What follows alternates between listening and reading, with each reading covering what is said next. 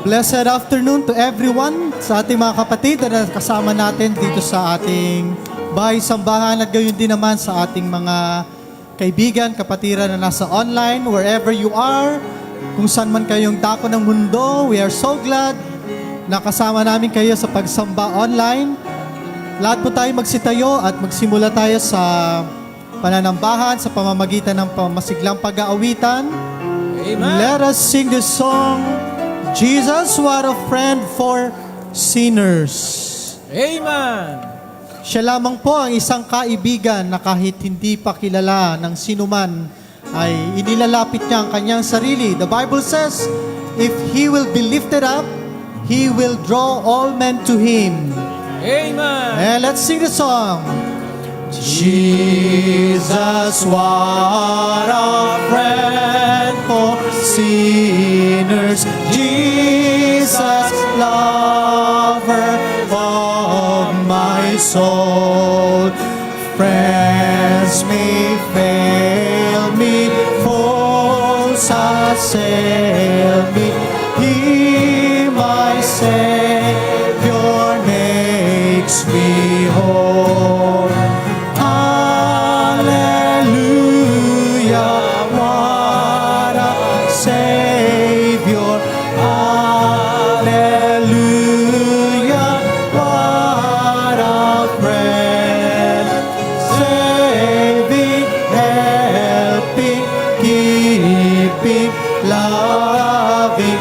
He is with me to the end. Jesus, what a strength in weakness. Let me hide myself in Him. Tempted, tried, and often failing. He, my strength, my victory wins.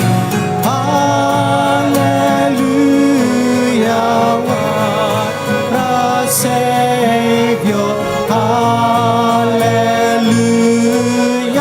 what a friend.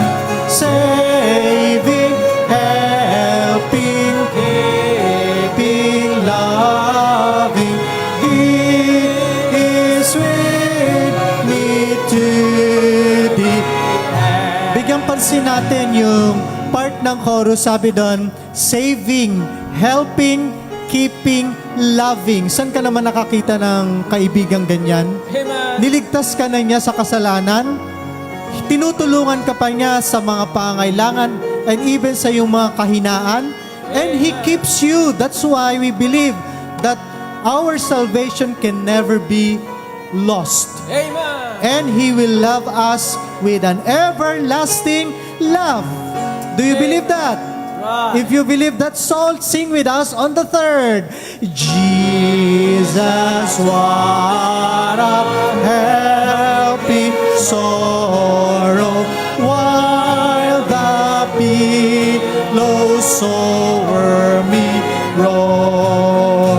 Even when my heart is breaking, He, my comfort, helps my soul.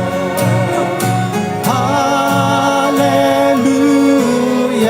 what a Savior. Hallelujah, what a friend. Saving, helping, keeping, loving. He is with me to the end. Let's sing another song, Stepping in the Light. Amen. Amen. We are a carrier of the light because that light radiates from the original carrier of the light, none other than the Lord Jesus. Amen. Amen. Let's sing the song. trying to walk in the steps of the Savior, trying to follow our Savior and King, shaping our lives by His blessed example. Happy, how happy the souls that we bring. How beautiful to walk in the steps of the Savior, stepping in the light, stepping in the light. How beautiful to walk in the steps of the Savior. Therein paths of ladies sa pangatlo, pangalawa, press.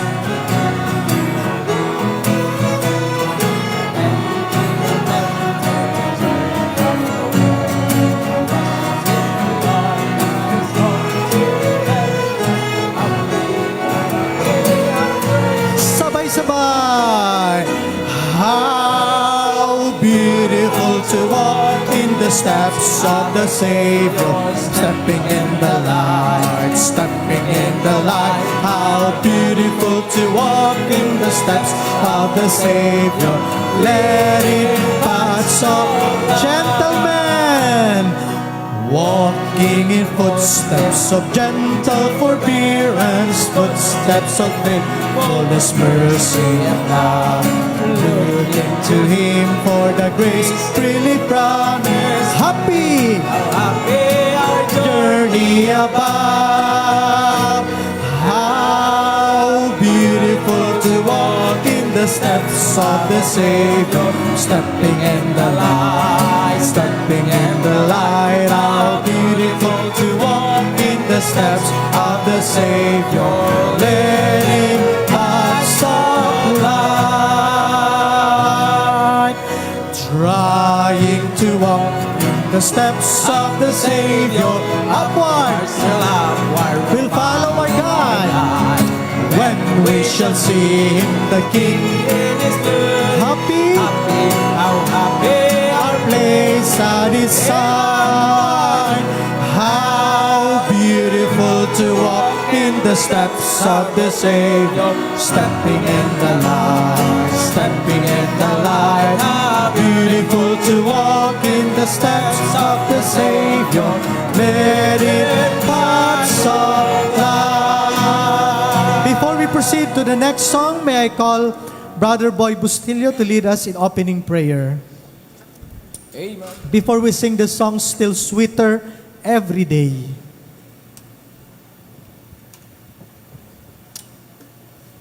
Tayo po yumuko at manalangin, Amang Banal, na makapangyarihan sa lahat. Panginoon, maraming salamat, Ama, sa hapon ito, O Diyos, na kami po, Lord God, ay inyo pong dinala muli dito sa inyong bahay-sambahan, Panginoon, upang sambahin ka, Panginoon, sa Espiritu at katotohanan. Salamat, O Diyos, sa inyo pong pag-iingat sa bawat isa, Panginoon, na makarating, at ganoon din po, Panginoon, ang mga paparito pa. Ingatan niyo po sila, Panginoon, makasama namin sa pananambahan sa hapong ito. Dalangin ko po, O Diyos, ang magdadala po, Panginoon, yung salita sa hapong ito, Panginoon, inyo po, Panginoon, pagpalain, bigyan ng kapangyarihan, bigyan ng wisdom. Kung may ayang, Panginoon, yung salita na walang pag-aalinlangan, Panginoon. Yes, So, Lord. Diyos, ang magbigay po, Panginoon, ng mga puso, yung mga anak, Panginoon, na marunong tumanggap, anumang rebuke, anumang hamon, sa hapon ito, Panginoon. Inyo po, Panginoon, pagpalain ng pananambahan at ang lahat nito, Diyos, ang nilalapit sa inyong dakilang anak at ang Panginoong Jesucristo, naming sariling Diyos at tagapagligtas. Amen. Amen. Awitin natin, Still Sweeter Every Day. Alam niyo ang awitin na to? Sige, kung alam natin, awitin natin ng malakas. Ano pa? Let's sing the first stanza. To Jesus every day I find my heart is closer dawn. He's fairer than the glory of the gold and purple dove. He's all my fancy pictures in its fairest dreams and more. Each day he grows still sweeter than was the day before. The half cannot be fancied, this heart of golden shore. Oh, there will be still sweeter than he ever was before. His glory broke upon me when I saw him from afar. He's fairer than the lily, brighter than the morning star. He fills and satisfies my longing spirit more and more. Each day he grows still sweeter than he was the day before. The hop cannot be fancied inside the golden shore. There he'll still be sweeter than he ever was before. My heart is sometimes heavy, but it comes to me. He folds me to his bosom when I droop with pride. I love the Christ who bought. Each day he grows still sweeter than he was the day before. The half cannot be fancied inside the golden shore. For there he'll still be sweeter than he ever was before.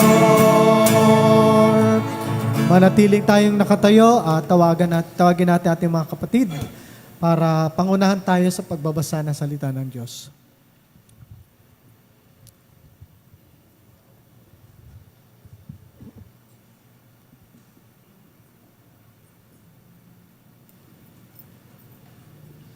Magandang hapon po sa ating lahat at tayo po'y muli magbabasa ng salita ng Diyos sa Book of Psalms, chapter 31, verses 1 to 24. Babasahin po natin ang salitan at sa uling talata po, sabay-sabay po tayong lahat. Sa iyo, O Panginoon, mga nganlong ako. Huwag akong papahiya kailanman, palayain mo ako sa iyong katuwiran. Ikiling mo ang iyong pakinig sa akin, iligtas mo akong madali, maging matibay na kanlungan ka nawa sa akin, upang iligtas ako. Sapagkat ikaw ang aking malaking bato at aking kuta, alang-alang nga sa iyong pangalan, ay pangunahan mo ako at patnubayan mo ako. Hugutin mo ako sa silo ng kanila inilagay sa lihim ukol sa akin, sapagkat ikaw ang aking katibayan. Sa iyong kamay ay inihabilin ko ang aking diwa. Iyong tinubos ako, O Panginoon, ikaw na Diyos ng katotohanan. Aking pinagtataniman ang nangangamasid ng mga walang kabuluhang ngunit tumitiwala ako sa Panginoon. Ako'y matutuwa at magagalak sa iyong kagandahang loob, sapagkat iyong nakita ang aking kadalamhatian, iyong nakilala ang aking kaluluwa sa mga kasakunaan. At hindi mo kinulong sa kamay ng kaaway, iyong inilagay ang aking mga paa sa maluwag na dako. Maawa ka sa akin, O Panginoon, sapagkat ako'y nasa kahirapan. Ang aking mata ay namumugto sa kapanglawan, oo, ang aking kaluluwa at aking katawan. Sapagkat ang aking buhay ay napupugnaw sa panglawan, at ang aking mga taon ay sa pagbubuntong hininga. Ang aking lakas ay nanglulupaypay dahil sa aking kasamaan, at ang aking mga buto ay nangangatog. Dahil sa lahat ng aking mga kaaway ay naging kaduwahagian ako. Oo, lubha nga sa aking mga kapwa at takot sa aking mga kakilala. Silang nangakakita sa akin, sa labas ay tinakasan ako. Ako'y nilimot sa pag-iisip na parang patay na tao. Ako'y parang basag na sisidlan. Sapagkat aking narinig ang paninirang puri ng marami, kakilabutan sa bawat dako, samantalang sila'y nagsasangguniang magkasama laban sa akin, kanilang pinagsisikapang alisin ang aking buhay. Ngunit tumiwala ako sa iyo, O Panginoon. Aking sinabi, ikaw ay aking Diyos. Ang aking mga kapanahunan ay nasa iyong kamay. Iligtas mo ako sa kamay ng aking mga kaaway at sa mga nagsisiusig sa akin. Iyong pasilangin ang iyong mukha sa iyong lingkod. Iligtas mo ako ng iyong kagandahang loob. Huwag nawa akong mapahiya, O Panginoon, sapagkat ako'y tumatawag sa iyo. Mapahiya nawa ang masama. Magsitahimik nawa sila sa Seol. Matahimik nama ang mga sinungaling na labi na nangagsasalita laban sa matuwid na at kapalaluan at paghamak. O pagkadakila ng iyong kabutihan, na iyong iningatan para sa kanila na nangangatakot sa iyo. na iyong ginawa sa kanila nang nagsisipagkanlong sa iyo sa harap ng mga anak ng mga tao. Sa lihim ng iyong harapan ay iyong ikukubli sila sa mga banta ng mga tao.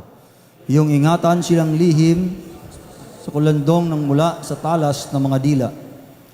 Purihin ang Panginoon, sapagkat pinakilala niya sa akin ang kanyang kagilagilalas na kagandahang loob sa isang matibay na bayan.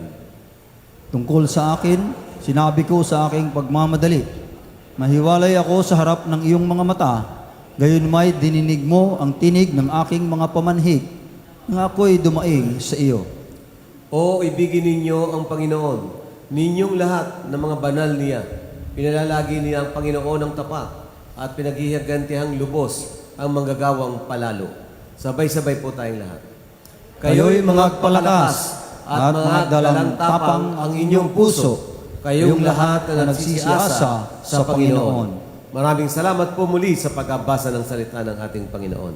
Makakaupo na po tayong lahat. Maraming salamat po mga kapatid. Awitin natin habang nakaupo po kayo. Blessed assurance, Jesus is mine. Blessed assurance, Jesus is mine. Oh, what a foretaste of glory divine, heir of salvation, purchase of God, born of His Spirit, washed in His blood. This is my story, this is my song, praising my Savior all the day long. This is my story, this is my song, praising my Savior all the day long. Thank you.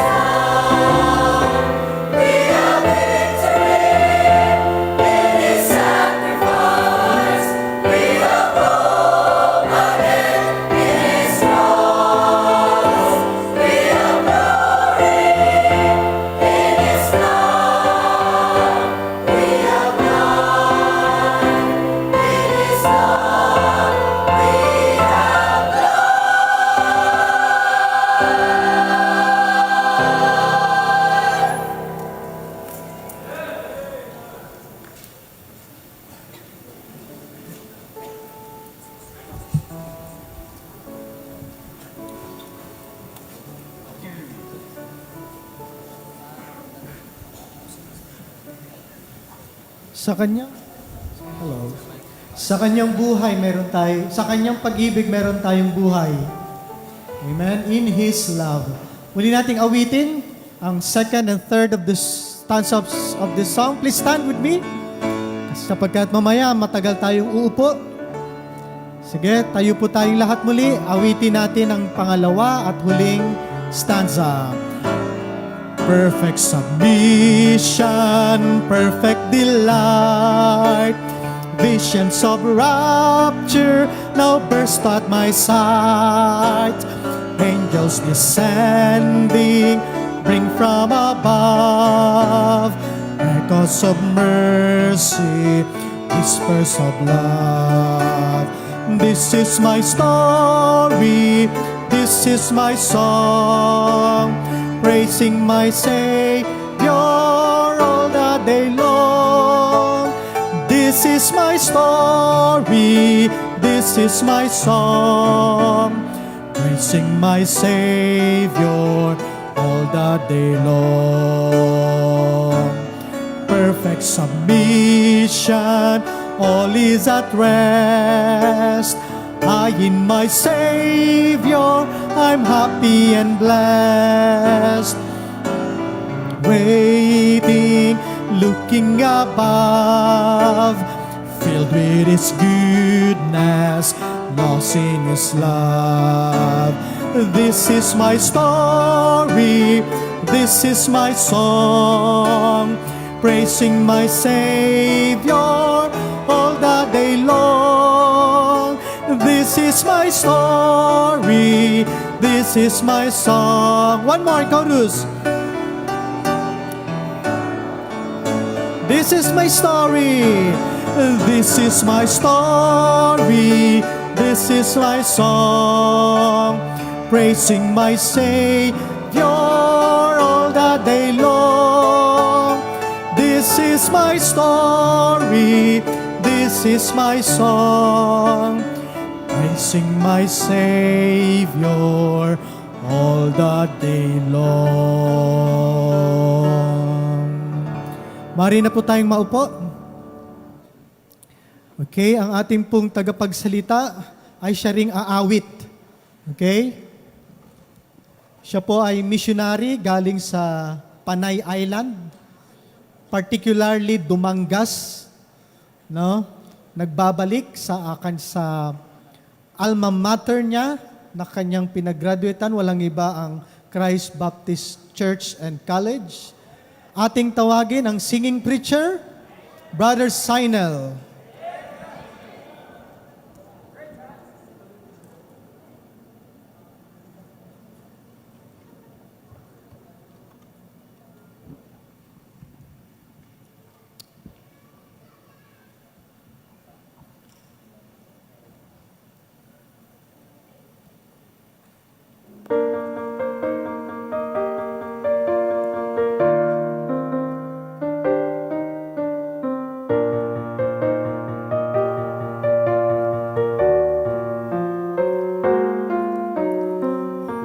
Who is like unto the Lord Most High, who filled the seas and formed the skies,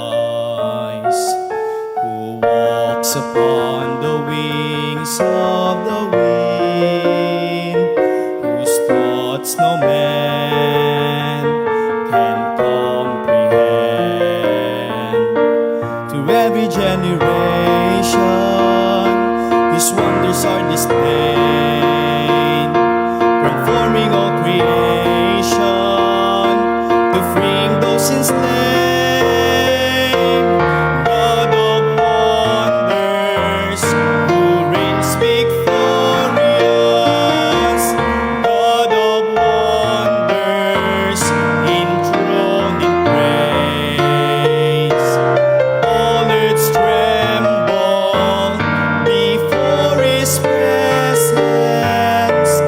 God of wonders, the Ancient of Days.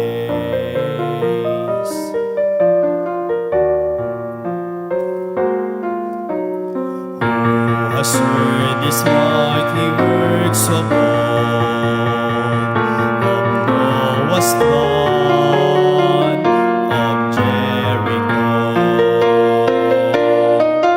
of taming mighty lions in the den, of Egypt's plagues, Goliath's head. Through every generation, His wonders are displayed, from forming all creation to freeing those enslaved. God of wonders, who reigns victorious, God of wonders, enthroned in praise. All earths tremble before His presence. God of wonders, the Ancient of Days.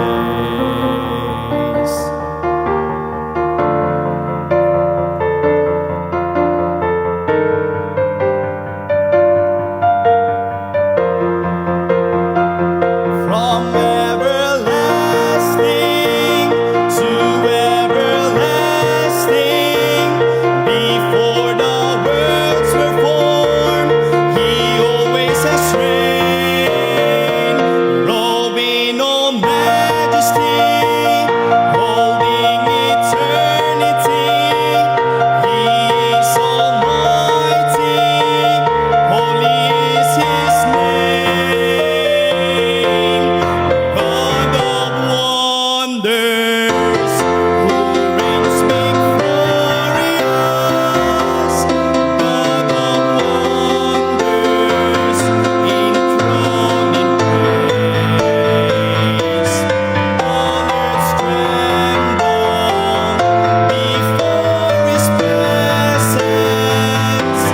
God of wonders, the Ancient of Days.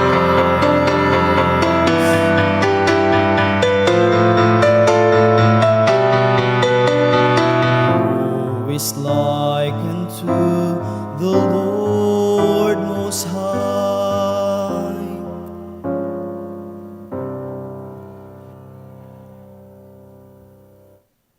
Amen. Sound check. Amen. And it's a great privilege and opportunity to stand before you. At tayo po muna tayong lahat. Let's pray. Amen. Let's pray, and after that, let's open our Bible in book of Ecclesiastes chapter 1, verse 1 to 3, and chapter 2, verse 11. Okay po, let us pray first. Father in heaven, we're so thankful for this opportunity na kami ngayon, Panginoon, ay ma-challenge na yung salita. At nawa, Panginoon, Ikaw po ang patuloy na magbigay ng hamon sa bawat isa, na Ikaw po ang maluwalhati at Ikaw po ang makita sa aming buhay. Use your word para, Panginoon, magpatibay, magpalakas, mas lalo kaming sumunod sa kabanalan, at Ikaw po ang aming itaas. At use me as an instrument, Panginoon, na Ikaw po ang makita at Ikaw po ang maluwalhati. Salamat po sa lahat. In Jesus' name I pray. Amen and amen. Ecclesiastes chapter 1, verse 1 to 3. Ecclesiastes chapter 1, verse 1 to 3, and also Ecclesiastes 2:11. Okay, basahin po natin ang salita at sabay-sabay po tayo sa verse 11 sa chapter 2. The words of the preacher, the son of David, king in Jerusalem.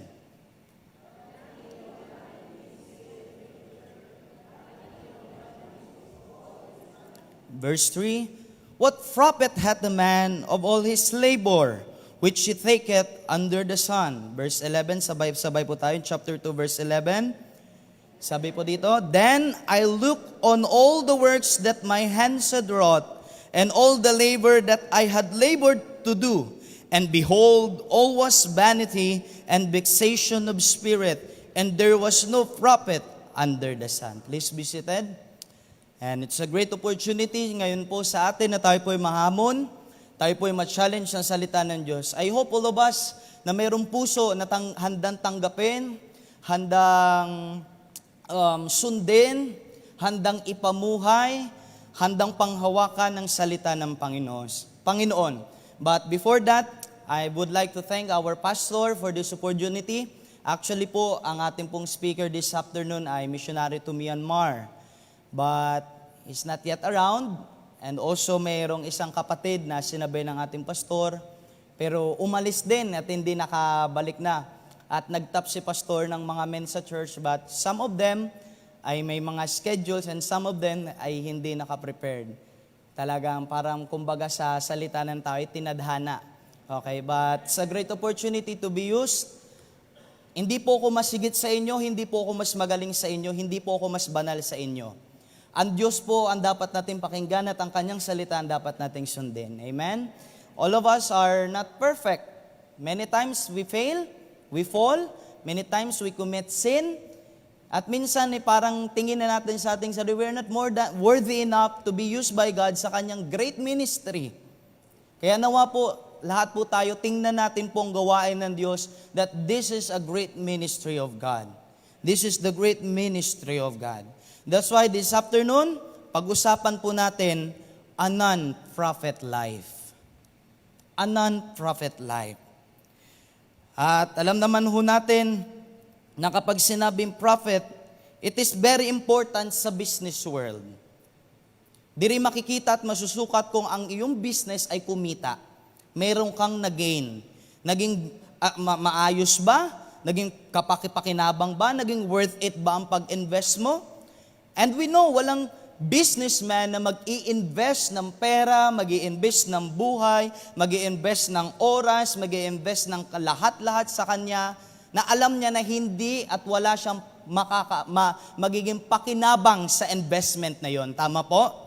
Ayaw natin mag-invest tayo ng ating oras, ng ating buhay, ng ating lakas, ng ating talino, ng ating effort, ng ating lahat-lahat na meron tayo, at alam natin sa bagay na yun ay wala tayong mapapakinabangan. Tama, hindi po yun yung tamang thinking natin na tao. Gusto natin merong gain. Gusto natin merong balik sa atin. Gusto natin merong pakinabang. And that's why as a Christian, I hope lahat tayo gusto natin ng ganung bagay. Na maging pakinabang ang buhay natin. But always remember, ang salita ng Diyos nagsasabi sa atin, lay not up your treasures upon earth. Na kung saan sa mundong ito, may kalawang, may ipis, may magnanakaw. Pero tinuturuan tayo ng Diyos that you lay up your treasures in heaven. Walang magnanakaw, walang ipis, walang kalawang, walang alikabok. Walang mag-i-interest na nakawin ng iyong kayamanan doon. That's why tinuturuan tayo ng Diyos na maging matalino. But sad to say, many Christians magaling lang sa practical na bagay. But when it comes sa spiritual na bagay, doon na po tayo nagiging mangmang. Lahat po tayo subject doon.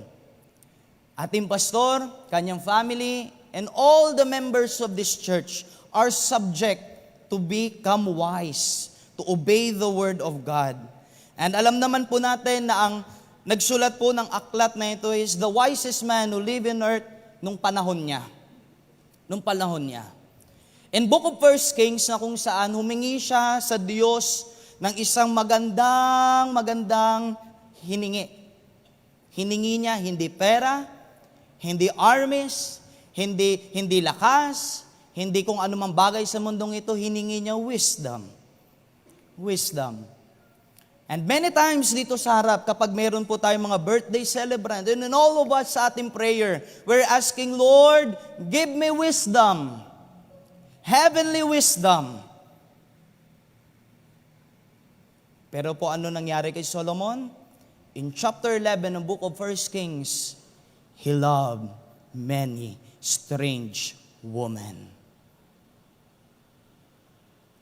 Binigyan tayo ng Diyos ng wisdom, binigyan niya tayo ng right understanding, binigyan niya tayo ng kanyang salita.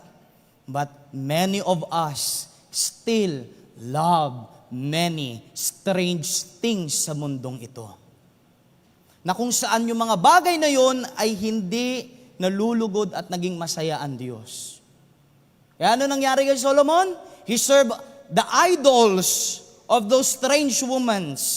Makin mo, 700 concubines, tama ba? Nagkabaliktad lang siguro. 700 wives, 300 concubines, tama po ba?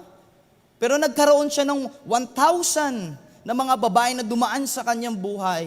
Paano nangyari yun sa isang tao mayroong wisdom na galing sa Diyos? At sometimes sa ating mga Kristiyano, paano nangyari na humingi tayo ng karunungan sa Diyos, humingi tayo ng tamang pagkaunawa, humingi tayo ng tulong sa Diyos, and yet marami tayong minahal na hindi dapat natin mahalin. Marami tayong hinawakan na hindi dapat natin hawakan. Marami tayong niyakap na hindi natin dapat yakapin. Marami tayong nilakaran na hindi dapat natin lakaran.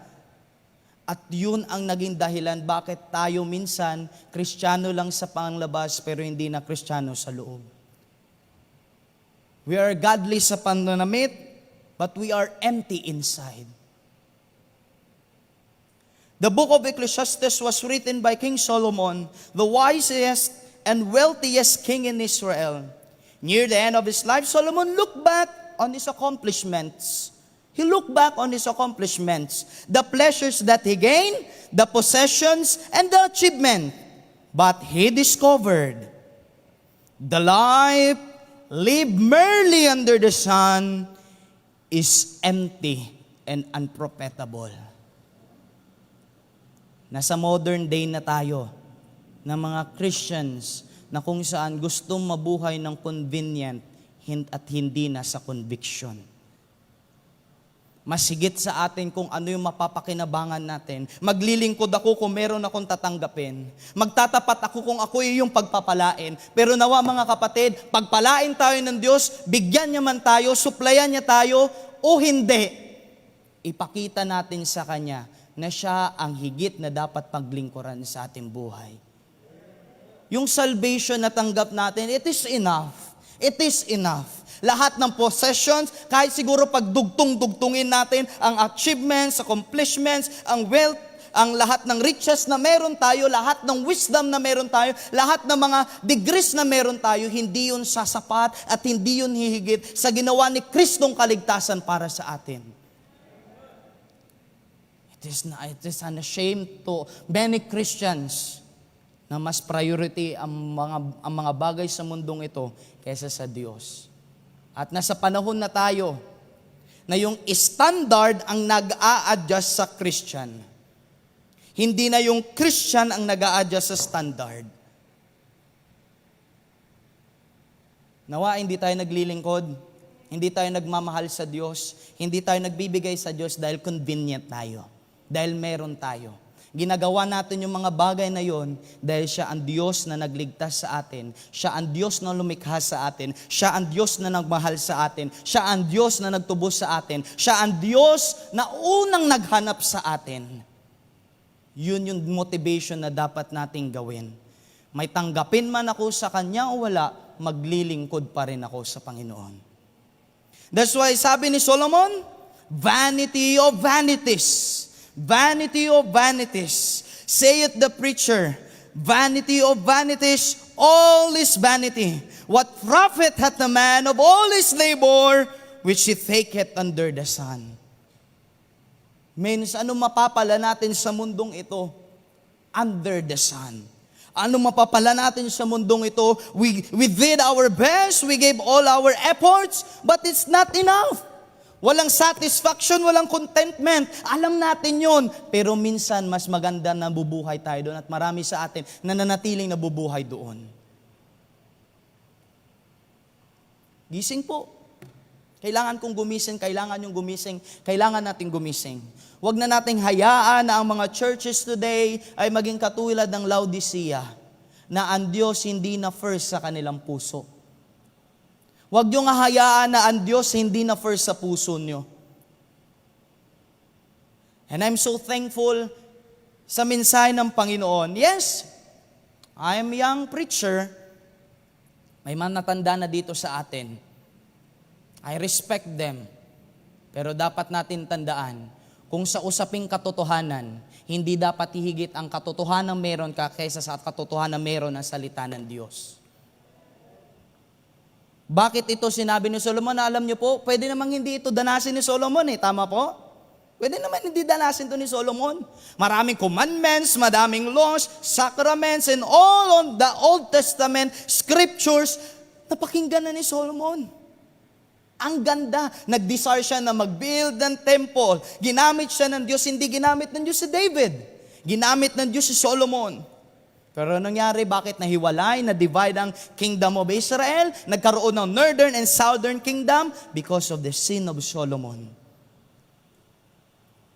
Serve other small letter G gods. Minsan nagiging Diyos-Diyosan natin ang ating pangarap. Naging Diyos-Diyosan na natin ang ating talino. Kaya minsan mahirap tayo turuan. Mahirap tayo pagsabihan.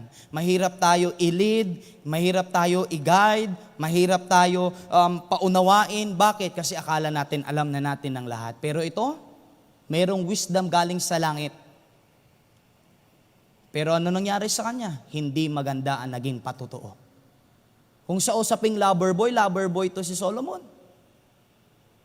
Kung ikaw meron kang crush, meron kang ex na 30 o 50, si Solomon sobra pa.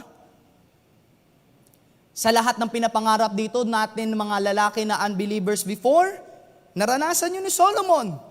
Pero anong sabi niya? All is vanity. Makamtan mo man ang lahat, akmang-akma yun kay Solomon according to Book of Mark. Akmang-akma kay Solomon, nakamtan niya ang lahat sa bagay sa mundong ito. Power, influence, wisdom, riches, armies, lahat na meron na siya. But it is not enough. There's no profit. Don't get me wrong, hindi mali po ang maging mayaman. Hindi mali ang maging matalino.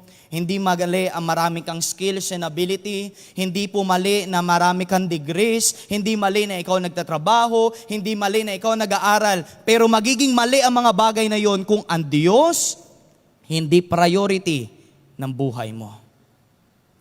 Maraming Christians, gusto nila ang Diyos na siya ang Diyos ng provision, pero hindi nila gusto na ang Diyos ng Biblia maging Diyos ng kanilang decision. Kaya when it comes sa decision making, ang gusto lang natin, Lord, papasahin mo ko.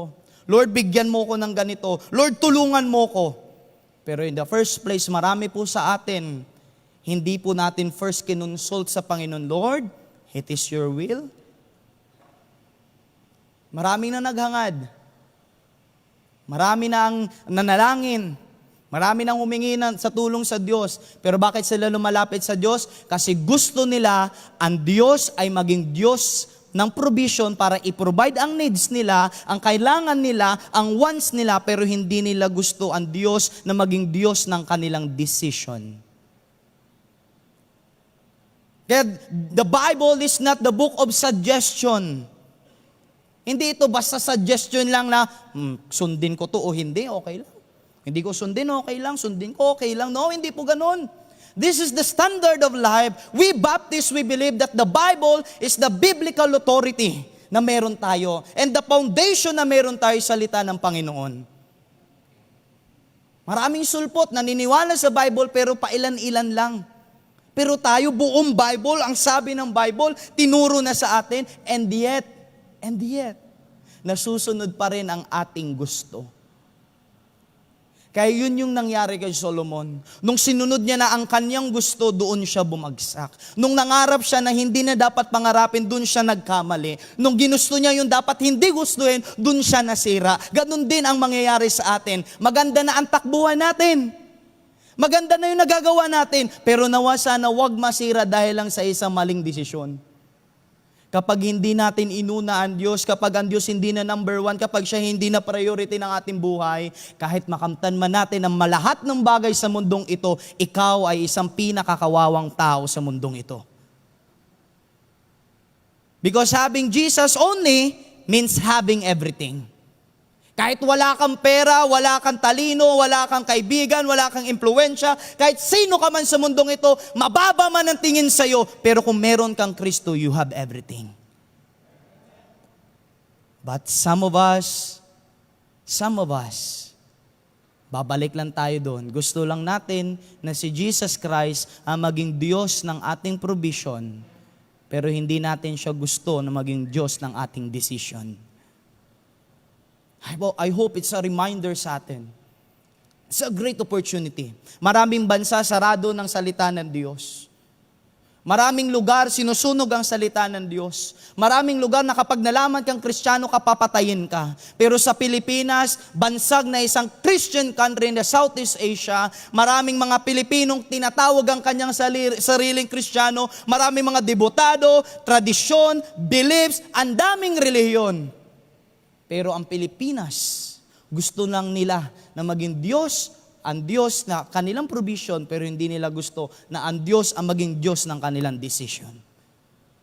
Kapag ganun ang takbo ng ating isip, all is vanity. All is vanity. The word vanity means emptiness and meaninglessness. Kaya kapag natatanong mo ang tao, 24 hours sa isang araw nagtatrabaho, may overtime pa, sa buong week, pati Sabado, Linggo nagtatrabaho, pati holiday kinukuha para na makapera, tanungin natin, satisfied ba? Contented ba? Hindi. Puro problema. Hindi magandang ang pamilya, wasak ang pamilya. Bakit wala nang oras sa pamilya? Andun sa trabaho, sa pagkita ng pera. Mga minamahal, itinatama lang po natin ang takbo ng ating isip. Inaayos lang po natin ang ating buhay. Bakit po? Pwede tayong yumaman na hindi natin kinakalimutan ng Diyos. Pwede tayong yumaman na priority pa rin natin ng Diyos. Pwede tayong maging sikat, pwede tayong maging kilala, pwede kang maging ma-impluensya, pwede kang maging sino man sa mundong ito na still priority mo pa rin ng Diyos. Pwede po yun. Pwede pong nasa school, nasa trabaho, nasa hospital ka man, o nasa simbahan ka man, o saan mang lugar ikaw, pwede mo pa rin hindi ka magkasala and still priority mo pa rin ang Diyos. Kaya sabi niya in Ecclesiastes 2:11, "Then I look on all the works that my hands had wrought." Tingnan natin ang lahat na nagawa ng ating kamay. Masasabi nating, worthy ba? Satisfied ba tayo? Contented ba tayo? I hope ang satisfaction natin if God is glorified. If God is glorified, you will be satisfied. Ang satisfaction natin na ang Diyos ang maluwalhati. Dahil alam natin, babalik siya, hahatulan niya tayo. Mas maganda tayo naglingkod ng tapat. Huwag po tayong maniniwala sa turo na ang mga hindi tapat pupunta sa outer darkness. Huwag po kayong matakot po doon. Pero ang Bible hindi nagtuturo na hindi ka dapat magtapat. No, hindi po ganun ang Bible. Ang Bible nagtuturo, kailangan mong magtapat. Kailangan mong gumawa ng mabuti. Kailangan mong paglingkuran ng Diyos na nagligtas sa iyo. Kailangan mong luwalhatiin siya, bigyan mo siya ng kapurihan habang nandito ka sa mundong ito. Pero hindi tinuturo ng Bible na kapag hindi ka tapat, pupunta ka doon sa outer darkness. Una, bakit po? Dahil ikaw, niligtas ka na ng Diyos. Inalis ka na nga sa darkness, dinala ka na sa light. Tapos ang Diyos din na yun magbabalik sa'yo sa darkness? Tinanggalan ka na ng condemnation, tapos ika-cast away ka naman? Anong klaseng thinking yun? Nawa sana ang mag-promote ng faithfulness mo sa atin salita ng Diyos. Ito yung magmo-motivate sa atin, ito ang mag-challenge sa atin, ito ang magkukonvict sa atin, ito ang magtutulak sa atin na mas lalo natin pagtapatan ng ating Panginoon. Salita ng Diyos. Jesus Christ promotes faithfulness. The Word of God promotes faithfulness and not outer darkness. Sa reminder lang po, kasi bakit po sa aming bayan po doon sa Iloilo, yan na po ngayon ang laganap na doktrina doon. Maraming simbahan, divided, maraming simbahan, wasak, maraming Kristiyano takot dahil po ng ganyang pagtuturo. Mas katakutan natin ng Diyos kapag hindi natin siya niwalhati, mayroon siyang pagpapalo. Pero hindi po ibig sabihin no na kapag hindi ka tapat sa outer darkness ka pupunta. Let's talk about that later. Siguro may panahon tayo, mag-usap tayo about sa outer darkness. The message of Ecclesiastes is not hopelessness. Kaya dito po sa Ecclesiastes, hindi po tayo dinidiscourage, huwag ka na magtrabaho, huwag ka na mag-aral, huwag ka na magkaroon ng mga skills, huwag ka nang abutin ang mga gusto mo. No, hindi po ganun yung mensahe ng Ecclesiastes. But it is a message of realization. Sa mga bagay bang na ginagawa mo, ang Diyos pa rin ba ang luwalhati? Siya pa rin ba ang priority? Siya pa rin ba ang dahilan? Bakit mo ginagawa ang bagay na yan? Para ba sa kaluwalhatian niya? Di ba may talata na nagsasabi, do all for the glory of God. Do all for the glory of God.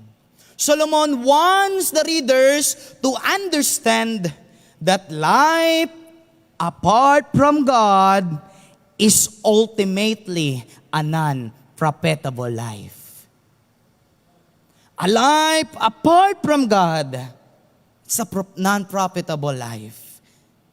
One may gain riches without peace, pleasure without purpose, and success without satisfaction. Kaya nga, the book reaches its climax in Solomon's final conclusion in Ecclesiastes 12:13. Let us hear the conclusion of all matter. Fear God. Fear God. Keep His commandments. Keep His commandments. For this is the whole duty of man. This is the whole duty of man. Matakot ka na masaktan mo ang Diyos na nagligtas sa iyo. Matakot ka na hindi mo malugod ang Diyos na nagbigay sa iyo ng magandang buhay. Matakot ka na kung saan ang Diyos na pinaglilingkuran mo ay hindi mo maluwalhati. Nawa sana hindi na may measure ang ating paglilingkod dahil ng pera. Dahil ng pagkakilala sa iyo. Na may measure ang paglilingkod mo kung ang Diyos ba ang priority ng buhay mo. Ano ba ang buhay na hindi profitable sa harapan ng Diyos? Number 1, a life of selfish desire. A life of selfish desire. Kung titingnan po natin sa New Testament, mas more on tinuturo ng Diyos sa mga Kristiyano na isipin ang iba. Show compassion, love one another, bear another's burden, help them, pray for them, reach them, share the gospel. Maraming mensahe na kung saan ang mga Kristiyano, matapos mong maligtas, matapos mo makatanggap ng kaligtasan, matapos mo matanggap ang kapatawaran ng kasalanan, natiyak mo ang papunta ng langit, mayroon kang Panginoong Jesucristo, silyado ka ng banal na Espiritu, tinuturuan tayo ng Panginoon. Have compassion to others. Huwag tayong maging selfish. Maging selfless po tayo. Isipin natin ang iba. Kaya inutusan ng Diyos ang churches to go, preach, baptize them, and make them disciples. Yun yung turo ng Diyos sa atin. Hindi tayo niligtas ng Diyos para maging mayaman ka at mag-i-enjoy mong kayamanan na meron ka at mabuhay ka sa iyong sarili at gawin mong lahat ng gusto mo. Enjoy your life. Hindi po ganon. Dahil ang tunay na Kristiyano, ang mai-enjoy niya lang kanyang buhay kung siya ay naglilingkod kay Kristo. May-enjoy niya lang ang kanyang buhay kung si Kristo ang number 1 sa kanyang buhay. May-enjoy niya lang ang kanyang buhay kung si Kristo lang ang Panginoon na kanyang sinasamba, na kanyang sinusunod, na kanyang pinagtitiwalaan, na kanyang minamahal, na kanyang tinatangkilik, na kanyang pinapanghawakan ng kanyang salita. Doon lang may-enjoy ng isang Kristiyano ang totoong buhay. Dapat natin tandaan, si Kristo hindi lang po siya part ng ating buhay.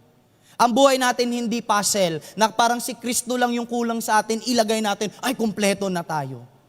Hindi po ganon si Kristo, hindi po siya part ng buhay, kundi siya ang buhay.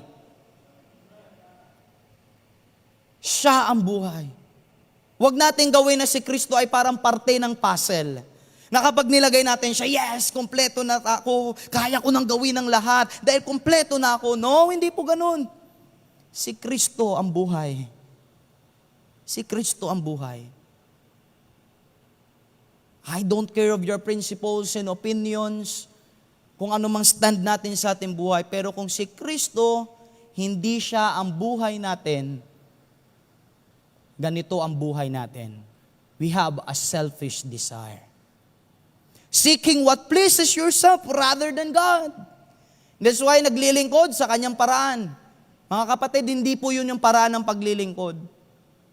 Ang paraan ng paglilingkod kung ano ang gusto ng Diyos na gawin mo sa kanyang simbahan, sa kanyang gawain, sa pag-abot ng kaluluwa, hindi ka naglilingkod dahil gusto mo lang.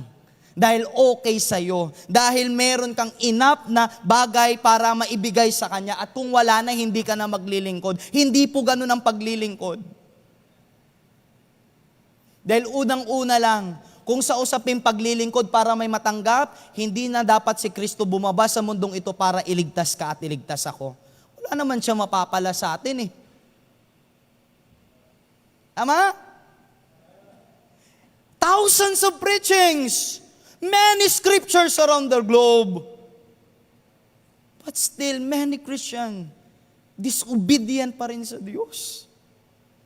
Hindi pa rin ganun tayo katibay na pangawakan natin na ang Diyos ang number one. Kaya po itong mensahe na ito po'y para sa ating lahat. Ganun din po sa online. Gawin natin ang Diyos ang priority. Nawa kung meron man tayong higit na papangarapin, pangarapin natin na paglingkuran natin ang Diyos higit sa lahat. Dahil kung meron pa tayong higit na pinapangarap kaysa paglingkuran ng Panginoon, yung pinapangarap mo, yan yung pangarap na maglalayo sa iyo sa Kanya. Marami na nagsabi, Lord, kapag pagpalain mo lang ako, Panginoon, bibigay ko sa church ng sasakyan, magbibigay ako ng malaki sa simbahan, susuporta ako sa gawain. Nung pinagpala ng Panginoon, wala na sa gawain. Panginoon, bigyan mo lang ako ng trabaho, magtatapat na ako sa iyo. Yun, nagtapat na po sa trabaho, hindi na po sa paglilingkod. Panginoon, bigyan niyo po ako ng magandang asawa, magandang pamilya, magandang bahay, magandang sasakyan. Nung binigay ng Panginoon, hindi na maayos ang paglilingkod. Pupunta na lang kung convenient. Pero kapag hindi na makikita sa simbahan. Nawa mga kapatid, hindi po magbago ang ating paglilingkod, pagpalain man tayo ng Diyos o hindi. Maglilingkod tayo dahil siya ang Diyos na nagligtas sa atin, siya ang Diyos na nagbigay ng buhay sa atin, siya ang Diyos na unang nagmakaawa sa atin, siya ang Diyos na naging mabuti una sa atin. At hindi natin yun kayang palitan, bayaran o higitan ang kanyang ginawa. Kaya nawa, hindi tayo mabuhay ng ganitong klaseng buhay. Buhay na puro selfishness lang. Solomon pursued every ambition and personal achievement that his heart desired. Yun ang nangyari. Kaya minsan, wisdom na meron tayo, but we are apart from God, ay sira ang buhay natin. Don't exclude God sa iyong buhay. Include Him always.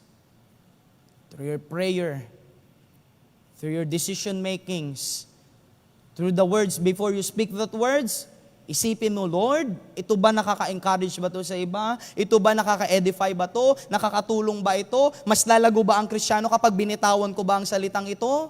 Marirestore ba siya? May-encourage ba siya? Matutulungan ko ba siya? Isipin natin palagi, ikonsulta palagi natin sa Diyos. Kaya dito natin makikita, a pursuit of personal ambition. Kaya kung makikita nyo in Ecclesiastes 4-6, I made me great works, I built me houses, I planted me vineyards. Wow. Kaya ulitin ko, kung sa usaping, what shall it profit a man if he shall gain the whole world? Solomon, he gained the whole world. Pero anong conclusion niya? All is vanity and prostration of spirit. It's the meaning of vexation. The pursuit of personal advancement. He sought greatness and superiority above all others. Kaya alam niyo po, nung time ni Solomon, maraming hari hangang-hanga sa kanya. Ganon din po sa Kristiyano. Kapag ikaw nabuhay ka na may pagsunod kay Kristo at nakitaan ka ng iba na magandang buhay, maayos magsalita, maganda ang iyong decision makings, maganda ang iyong ginagawa para sa Panginoon, kapag nakita ng iba sa iyo, titingalain ka ng iba. Gagawin ka nilang leader, kikilalanin ka nila. Pero mga minamahal, huwag lang tayo magpapasilaw sa puri ng tao. Nangyari kay Solomon, maraming mga hari pumunta sa kanya, humingi ng advice, humingi ng tulong, naging sikat siya, naangkin niya ang maraming bagay sa mundong ito, naging advance siya sa iba because ng wisdom na binigay ng Panginoon. Pero hindi ginawa ni Solomon na manatili ang kanyang pananampalataya, ang kanyang buhay, ang kanyang pagtitiwala sa Diyos. Nagtiwala siya sa wisdom na meron siya. Hindi niya na inisip ang Diyos. Bakit po? Kung inisip ni Solomon ang Diyos, una, kaysa sa talino na meron siya, hindi siya dapat sasamba sa ibang Diyos-Diyosan. Hindi niya dapat mamahalin ang maraming strange woman, maraming strange things sa mundong ito. Hindi niya tatanggapin yung mga bagay na alam niya ang Diyos hindi naluluwalhati. Hindi niya iibigin yung dapat hindi niya ibigin, hindi niya hawakan yung hindi na dapat hawakan. Pero anong ginawa ni Solomon? Kinalimutan niya ang Diyos, sumarap siya dito. Nagtiwalaan niya ang talino na meron siya. Ganon din po ang ginawa ng tao sa free will. Imbis na isipin ng tao na sambahin ng Diyos, mas pinagtitiwala ng tao, kaya ko, alam ko na yan, alam kong tama at mali, alam kong gagawin ko, doon bumagsak ang tao. Ang kalayaan ay binigay sa atin ng Diyos, hindi ito kalayaan para gamitin natin sa ating sarili. Gamitin natin ito para sa kaluwalhatian ng Diyos. Amen? Number 3, the pursuit of personal appetite. He gratified every desires of the flesh. That's why in Ecclesiastes 2:10, I withheld at my heart from any joy. Self-centered living may satisfy temporarily, but it cannot satisfy eternally. Maraming beses na ito itinuro sa atin. That self-centered living may satisfy temporarily. You can enjoy pleasure, but temporarily. But it cannot satisfy eternally. Eternally. Kaya ang sabi ng Diyos sa mga Kristiyano, seek those things which are above. Please, all of us, we need to seek the kingdom of God first and His righteousness. Kaya sabi ng Proverbs 14:12, there is a way which seemeth right unto a man, but the end thereof are the ways of death. Pag tayo maging magaling sa ating sarili, huwag magmamagaling, huwag magmamapuri, na akala mo kaya mo nang gawin na. No, we need to rely and to depend only to God. Pagtiwalaan natin ang Diyos, acknowledge natin, Lord, hindi ko kaya gawin ang lahat. Kahit may training ako, kahit may skills ako, kahit meron akong right understanding, kahit meron akong wisdom sa iyong salita, hindi ko po kaya pa rin ang aking sarili kung ako lang. I need you. You need God. Amen? We need God. Amen? Huwag natin sabihin na hindi natin kailangan ng Diyos. Dahil kapag sinabi natin hindi natin kailangan ng Diyos, hindi maganda ang mangyayari sa buhay natin. The way to be happy is to seek, to make others happy, and to seek Christ first. We must seek Christ first. That's why, ano po yung number 1 natin, a non-profit life? A life of selfish desire. A life of selfish desire. Number 2, a non-profit life is a life of seeking worldly delights. We are seeking worldly delights. Hinahanap natin ang magpapasaya sa atin sa mundong ito. Dapat natin tandaan, ang kasiyahan ng Kristiyano hindi makikita sa mundong ito, kundi kay Kristo. Kay Kristo lang. Kay Kristo lang. Siguro bawat isa sa atin kung magte-testimony, ikumpara yung buhay nyo dati kaysa ngayon, maraming magsasabi, buti na lang nakilala ko si Jesus. Buti na lang dumating siya sa buhay ko. Di ba may kanta? Since Jesus came into my heart, what a wonderful change in my life has been wrought. Since Jesus came into my heart. Kung wala si Kristo, walang tunay na pagbabago, walang magandang mangyayari sa buhay mo, mananatili ka pa rin sa inakala mo maganda, sa inakala mo masama, pero hindi pala. Sayang na sayang ang buhay natin kung hindi dumating si Kristo sa atin.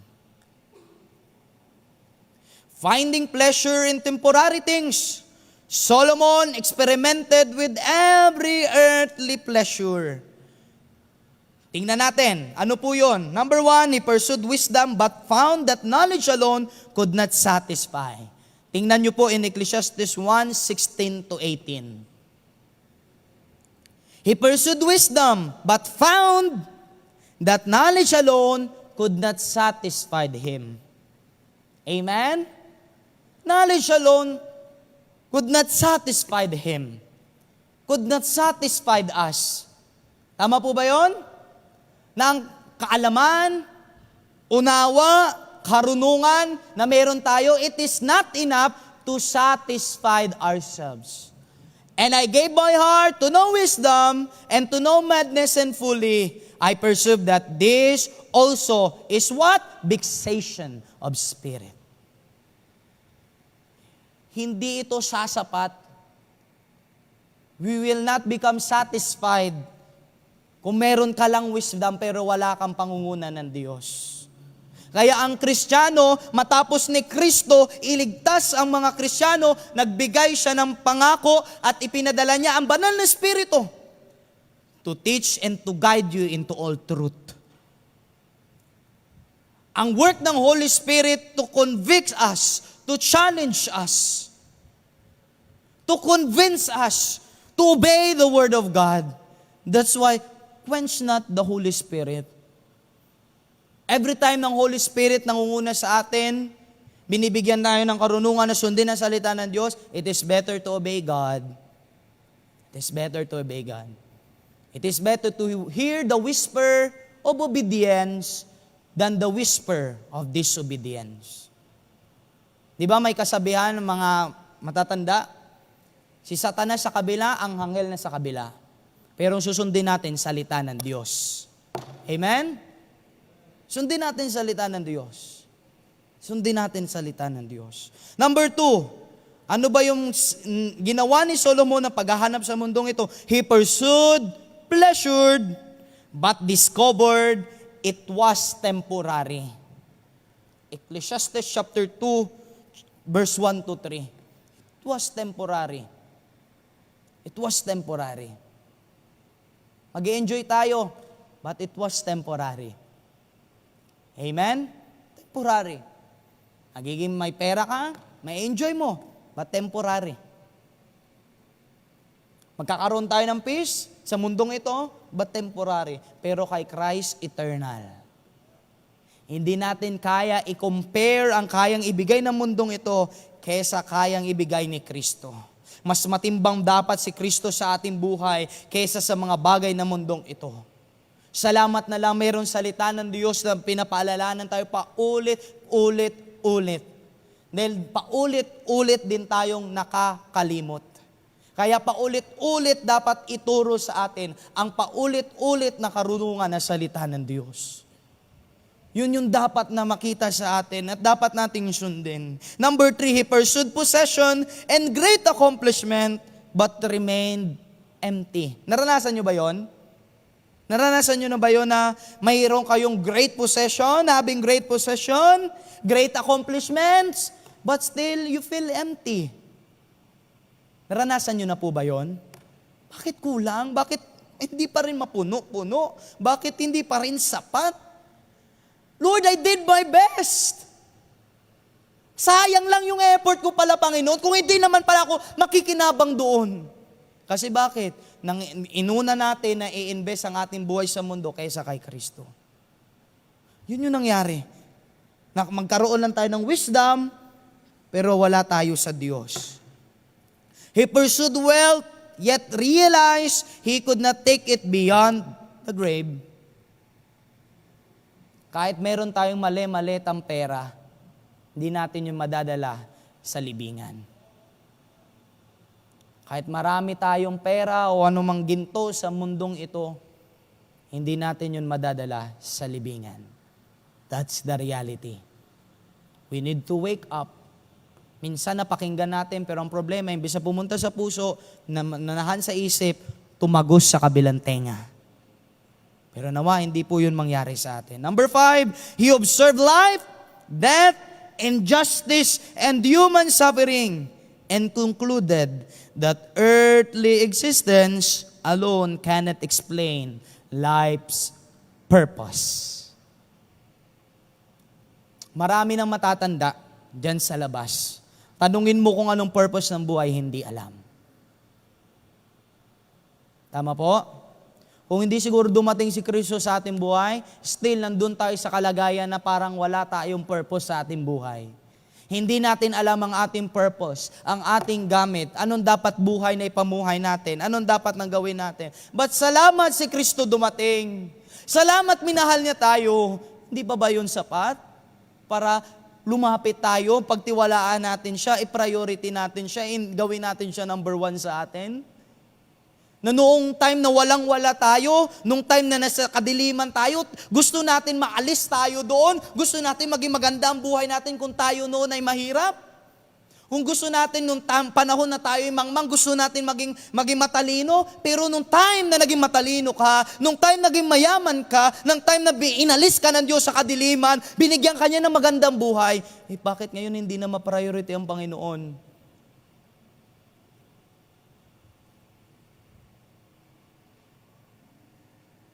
It's a reminder sa akin. It's a reminder sa atin. Amen? Masarap tanggapin ang salita ng Diyos. Tama po? Minsan kapag tayo sinasaway ng tao, nagagalit pa tayo, tama? Pero nawa, kung ang salita ng Diyos magsaway sa atin, mas maganda, tanggapin natin. Amen? Magkaroon tayo ng puso na willing na tanggapin ang salita ng Diyos. Masakit man o hindi. Encouragement man o hindi. Kung alam natin, yan ay galing sa salita ng Diyos, meron siyang mensahe na gusto ipaunawa sa'yo. Meron siyang mensahe gusto ipaabot sa'yo. Baka ngayon naglilingkod ka na lang sa paraan mo. Baka ngayon nabubuhay ka na ikaw ay hindi mo alam, malamig ka na pala, malayo ka na sa Kanya. Kung sa baga sa Old Testament, wala ka na sa plumb line. Wala ka na sa hulog. Wala ka na sa tamang daan. Akala mo okay lang yung buhay mo, pero ang Diyos hindi na naluluwalhati, hindi na masaya sa buhay mo. Kaya maganda palagi po yung may self-examination. Yun yung the best exam. Self-examination. Maganda po yun. Examine, Lord, ako pa rin ba nasa kalooban mo? O baka akala ko lang? Baka akala ko lang? Maganda ba, Lord? Ito ba talaga ang gusto mo sa akin o akala ko lang? Akala ko lang. Turuan niyo po ako, Lord. Hindi ko po alam ang daan. Hindi ko kailangan magmagaling. Lord, tulungan niyo po ako. Yun yung iyak natin sa Kanya. Lord, turuan niyo po ako ng daan. Tulungan niyo po ako. Baka masilaw ako ng pera, masilaw ako ng mga bagay sa mundong ito, masilaw ako ng hindi mga bagay na hindi makakaluwalhati sa iyo. Baka masilaw ako ng impluensya, ng kapangyarihan, ng babae o lalaki o anumang klaseng tao sa mundong ito. Lord, tulungan niyo po ako. Kaawaan niyo po ako, kahabagan niyo po ako. Nawa, yun yung tawag natin sa Diyos. Sa ating devotion, Lord, speak to me. Speak to me. Gusto ko, Lord, malaman ang kalooban mo because alam ko, sa kalooban mo, Panginoon, maganda yun. Makakaluwalhati yun sa'yo. Magiging masaya ka doon. Kaya gusto ko mabuhay para doon. Gusto ba natin na gano'n ang ating buhay? Mabuhay tayo sa kalooban ng Diyos, na ang Diyos maluwalhati at ang Diyos ang maging masaya? Amen. God saw your heart. He saw your heart. He knows your mind. Gawin natin yun. Pleasure are enjoyable for a season, but they cannot fill the emptiness of soul. What shall it profit a man if he shall gain the whole world and lose his own soul? That's why we need to continue to share the gospel. Kailangan natin gumasto, ang simbahan na ito gumagasto ng thousands, ng millions just to invest, to reach the souls sa Catanduanes, sa Mindoro, sa Zambales, and this coming year, doon sa Benguet, na kung saan kung tutuusin, nakakapagod, tama? Minsan na-offend na, minsan walang-wala na, minsan wala nang magawa, kulang na nga sa akin, magbibigay pa ako. Pero bakit natin kailangan gawin yon? Because that's the will of God. Kailangan maabot ang lahat ng tao ng Ebanghelyo ni Kristo. That's the reason why ang salvation, hindi ka lang niligtas ng Diyos at na-period na doon. You are saved, period. Hindi po ganun no eh.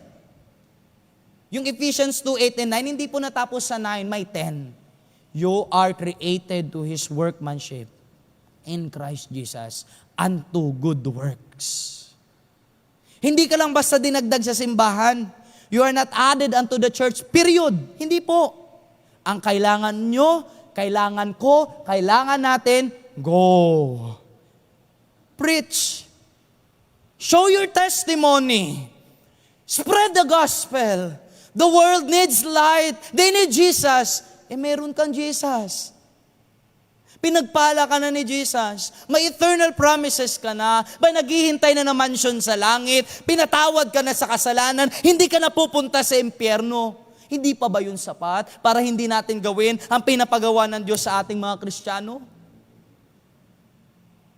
Minsan alibay na lang po. Bakit? Our heart is half-hearted. Hindi tayo fully enough na susunod sa Diyos. Gusto lang natin sumunod kung meron tayong tatanggapin. Alam niyo po, yung ganong klaseng buhay na nag-e-expect lang na tatanggapin sa mundong ito para paglingkuran niya si Kristo, non-profitable life. The world can entertain a man, but only Christ can satisfy him. Do you agree with that? The world can entertain a man, but only Christ can satisfy him. I'm so thankful. Nakilala ko si Jesus Christ. Hindi Baptist Church ang nagligtas sa akin. But I'm so thankful, ginamit niyang Baptist Church. Ginamit niyang Christ Baptist Church, nagkaroon ng ministry way back 2019, March 16, doon po sa Iloilo. And I was invited ng aking lolo na umattend doon. Ang aking gusto lang maglaro, kumain, barkada, makakita ng maganda. Ayun lang yung gusto ko. Typical na isang batang walang pagtamang pag-iisip sa Diyos. Gusto lang yung kung ano mapapasaya ng kanyang sarili. But I'm so thankful. There's one man, around 7:30 p.m., nangangaral ng Tagalog. Salamat na lang ako'y pinanganak ng Tagalog at naiintindihan ko ang Tagalog. But I'm so thankful yung gabi na yon, habang katabi ko ang isang babae, habang katabi ko ang kabarkada ko, habang may pagkain na hawak, na yun lang yun nasa isip ko, mag-enjoy na mag-enjoy. Pero yun pala yung gabi na yun, natatagpuin ako ng Diyos. And I'm so thankful. And I can proudly say na ako po ay isang product ng pagpabagal ng simbahang ito.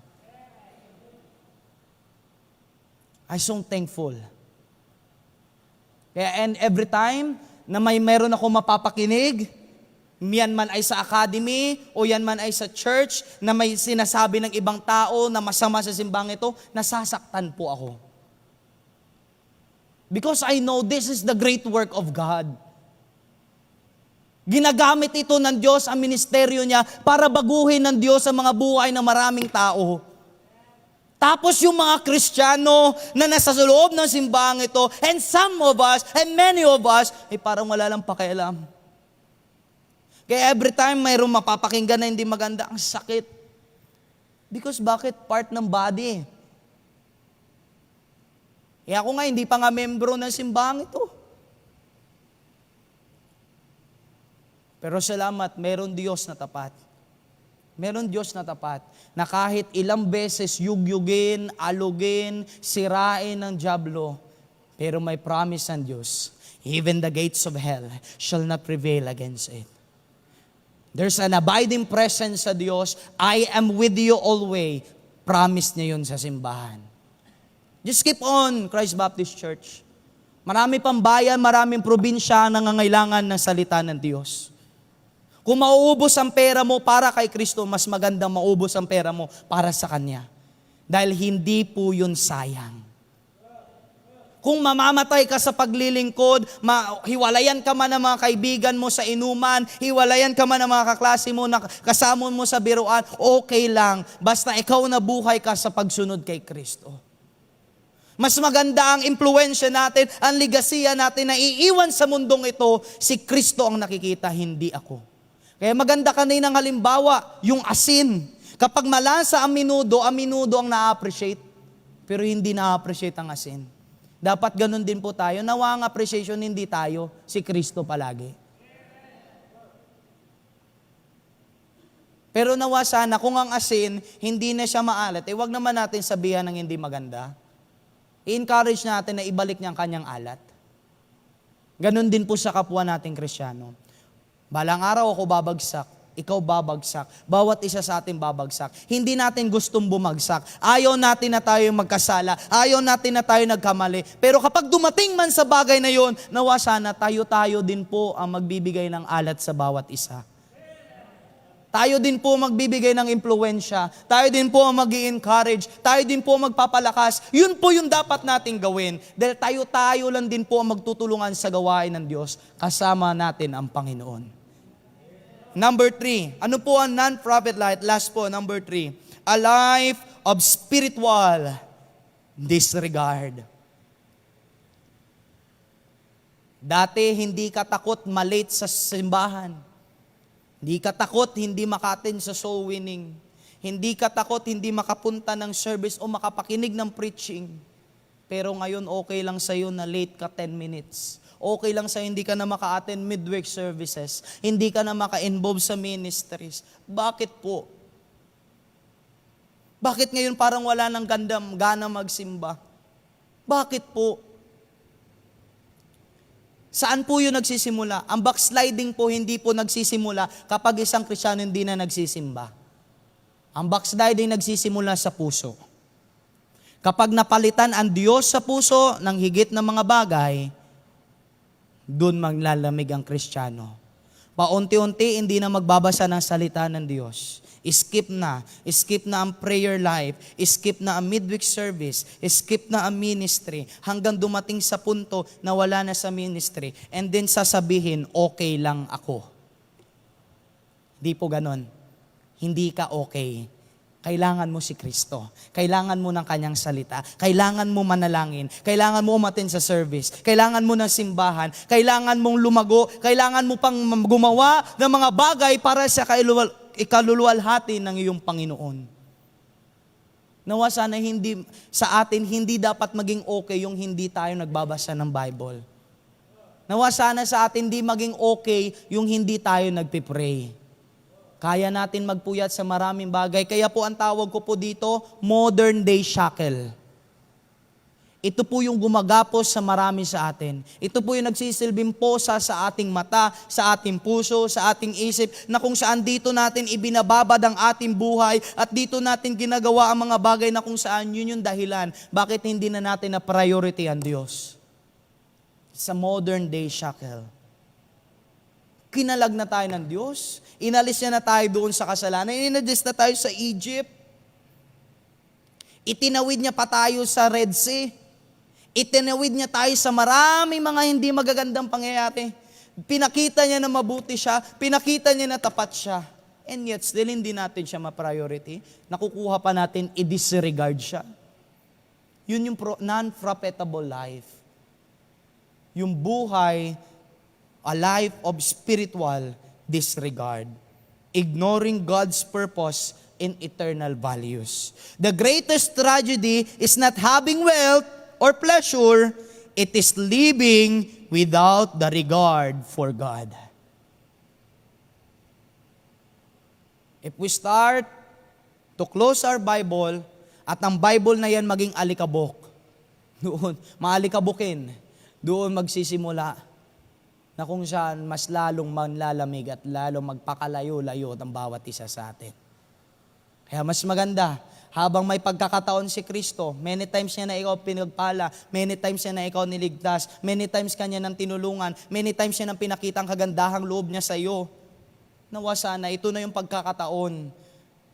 Sabi nga ng Apostol Pablo, bagamat yung konteksto ng Galacia, ito ay pagtuturo sa mga hindi tamang mga false teachers na nagtuturo na kailangan pang i-apply ang circumcision, kailangan pa sundin ang mga laws. Bagamat yun yung konteksto, pero ano sabi doon sa Galacia? Ye did run well. Who hindered you? He did run well. Apply natin sa Kristyanismo, sa ating buhay. We did run well. Hindi naman palaging bagsak tayo, tama po? Hindi naman palaging mali. Hindi naman palaging kasalanan. Marami lang, pero hindi palagi. We did run well. Who hindered you? Who hindered me? Let's get back. Let's get back. Hanggat nabubuhay ang lamang ito, hindi natin may experience ang tunay na buhay na ipinangako ni Kristo. Hanggat nabubuhay ito. Hanggat nabubuhay yung katawan na yan. Hindi natin may experience, hindi natin maunawaan, hindi natin mararanasan yung tunay na buhay na ipinangako ni Kristo. Forgetting the Creator. Forsaking eternal priorities. Failing to feel God. To fear God. Kaya alam niyo po, if you don't want to live in regret, many times ito palagi ko po itong pinapanghawakan sa buhay ko. If you don't want to live in regret, remember now thy Creator in the days of thy youth. If you don't want to live in regret. Nawa sana hindi natin masabi sa uli, sayang, sinayang ko. Yung pagkakataon na binigay niya sa akin, sinayang ko. Nawa sana hindi ko yun masabi, hindi mo yun masabi, hindi natin masabi. Ganon din sa online, hindi nyo masabi na sayang. Yung pagkakataon na dapat magawa ko yung full potential ko para sa Diyos. Hindi ko nagawa. Bakit? Kasi inuna ko yung sarili ko. Sinunod ko yung sarili ko. Sabihin palagi natin, I am crucified with Christ. Nevertheless I live, yet not I, but Christ that lives in me. And the life which I now live in the flesh, I live by the faith of the Son of God, who loved me and gave Himself for me. Hindi na dapat nabubuhay ako, kundi siya. Life becomes profitable. Life becomes profitable only when it is lived for the glory of God. Amen? Mabuhay tayo ng Diyos sa malulugod. May explanation sometimes, kapag ang preacher malalim, talagang grabe ang pakinig. Talagang amen kapag bombastic. Pero nawa, huwag tayong pipili na magaling na preacher. Piliin natin palagi ang magaling na salita ng Diyos. Kahit yan pabulol-bulol magsalita, kahit yan walang tinapusan ng mga degrees, kahit sino man yan, basta ipinapangaral na salita ng Diyos, meron siyang higit na ituturo kesa sa mga bagay ng mundong ito. Amen? Gagamitin ka ng higit ng Diyos. Just believe. Kahit anong sitwasyon mo, kahit sino ka, gagamitin ka ng Diyos higit. Pero nawa, siya dapat ang maging higit sa buhay mo. Siya dapat ang maging higit sa buhay mo. An unprofitable life, a life consumed by selfish desires, and it ends in disappointments. Ganun po ang nangyari kay Solomon. Na-disappoint lang siya. Sayang naman to. Invest ako. Ginawa ko ng lahat.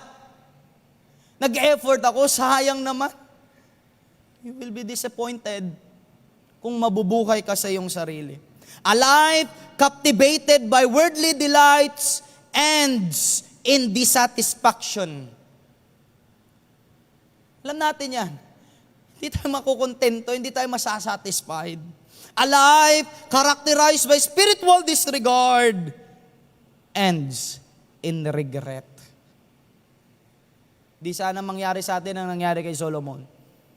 Malaki sana, maganda sana ang potential ni Solomon, ni Samson. Maganda din potential ni Solomon, the same kay David. at marami mga Bible characters, alam niyo po, picture natin sila. Picture sila ng ibang Kristiyano. Mayroong iba't ibang weaknesses, iba't ibang mga flaws, iba't ibang mga bagay na kung saan doon talaga nagkakasala ko, hindi ko kaya ito i-overcome, itong kahinaan ko. Pero nawa, kahit iba't iba man ang weaknesses natin, iba't iba man tayo ng personalidad, iba't iba man tayo ng mga buhay na nilalakaran, nawa sana ang iisang Diyos natin, ito ang dapat nating sundin. Ito ang iisang Diyos na magbabago, mag-aayos, magpapaganda ng iyong buhay. Dapat yung iisang Diyos ng Biblia, siya ang dapat nating luwalhatiin. Dapat doon tayo nagkakaisa. Kaya sa ating conclusion, the message of Ecclesiastes is not hopelessness, but realization.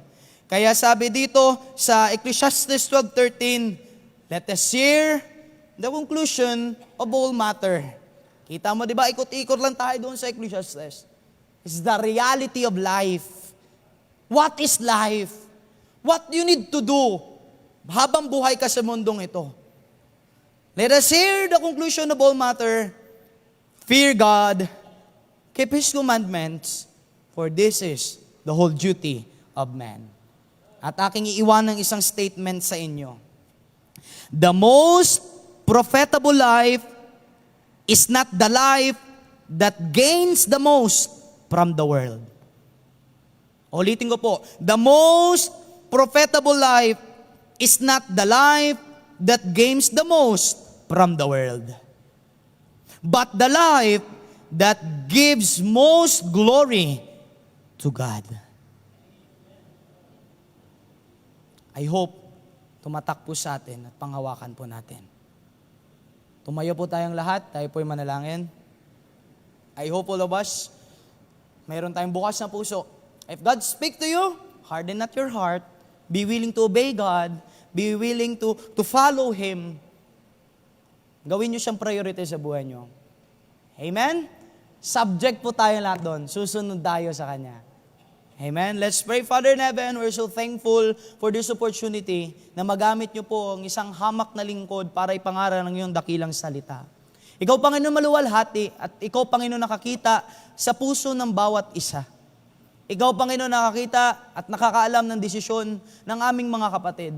Nawa sa simbahang ito, sa lahat ng ministeryo, mula sa pastor at sa pinakabatang miyembro ng simbahang ito, makitaan po kami na ikaw ang number one, na ikaw ang priority, na ikaw ang dahilan, bakit kami naglilingkod, bakit kami magpapatuloy, bakit ikaw ang aming sasambahin, bakit ikaw ang aming luluwalhatiin. Salamat po sa kabutihan mo. Karapat-dapat kami sa impyerno, Panginoon. Karapat-dapat kami mapahamak, mamatay, di nabigyan ng pagkakataon. But we're so thankful. Every bit of our heart, it is only by the grace. It is only by the grace na galing sa iyo. Kaya nawa sa mga kapatid po namin ngayon, sa mga bisita, kung sila po hindi pa nila naintindihan, wala pa silang katiyakan ng langit, ikaw po magbigay ng kaligtasan. At sa bawat isan dito, Panginoon, ikaw po ang patuloy na manguna. Ikaw po patuloy na magpala. Use us, O Lord, for your glory at hindi po para sa amin. Forgive us for our sins. In Jesus' name we pray. Amen.